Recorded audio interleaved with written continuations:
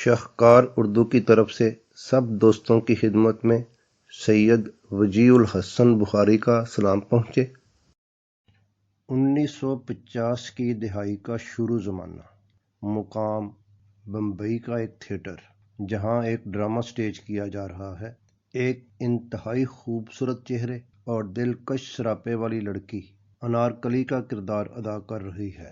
لڑکی کی اداکاری، بولنے کا انداز اور خود اعتمادی نے اس کی شخصیت کو مزید پرکشش بنا دیا ہے۔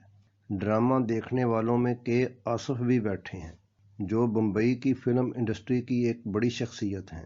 اتفاق سے کے آصف اس وقت مغل اعظم کی تیاری کے آغاز میں مصروف ہیں اور انارکلی کے لیے ایک نئے اور خوبصورت چہرے کی تلاش میں ہیں۔ وہ جب اس خوبصورت اور دلکش چہرے اور اس کی اداکاری کو دیکھتے ہیں تو ان کے دل سے بے ساختہ یہ آواز اٹھتی ہے، ہاں تم بالکل ویسی ہو جیسا میں نے سوچا تھا۔ ڈرامہ کے اختتام پر کے آصف اس حسینہ کو فلم میں کام کرنے کی پیشکش کرتے ہیں اور یہ پیشکش قبول کر لی جاتی ہے۔ چنانچہ اسکرین ٹیسٹ کے لیے اس حسینہ کو دوسرے دن اسٹوڈیو آنے کا کہا جاتا ہے۔ دوسرے دن اس کی مختلف اینگلز اور انداز سے بے شمار تصاویر لی جاتی ہیں، جن میں سے 2 نمایاں تصاویر آپ دیکھ رہے ہیں۔ اسٹوڈیو میں اس کی ملاقات فلم کے ہیرو دلیپ کمار سے بھی ہوتی ہے، جن کو بھی یہ نئی ہیروئن بہت پسند آتی ہے۔ کے آصف اس حسینہ کو مغل اعظم کی ہیروئن کے طور پر منتخب کر لیتے ہیں اور اس کو یہ خوشخبری۔ دوستو، یہ ٹریلر ہے ہماری اس ویڈیو کا جو فرائیڈے جمعہ 17 نومبر 2023 کو ریلیز کی جائے گی۔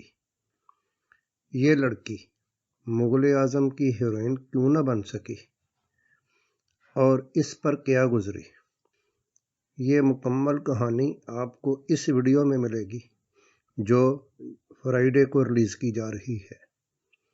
اگر آپ شاہکار اردو کے سبسکرائبر ہیں تو آپ کو اپنے یوٹیوب ڈیسک ٹاپ پر نوٹیفیکیشن آ گیا ہوگا، اس کو آن کر لیں یا پھر شاہکار اردو چینل کو سبسکرائب کر لیں اور ڈیسک ٹاپ پر نوٹیفیکیشن کو آن کر لیں۔ شاہکار اردو کے فیس بک پیج کو بھی لائک کر دیں تاکہ آپ کو ہماری سب اپڈیٹس ملتی رہیں۔ اس پیج کا لنک ڈسکرپشن میں دیا جا رہا ہے۔ شکریہ۔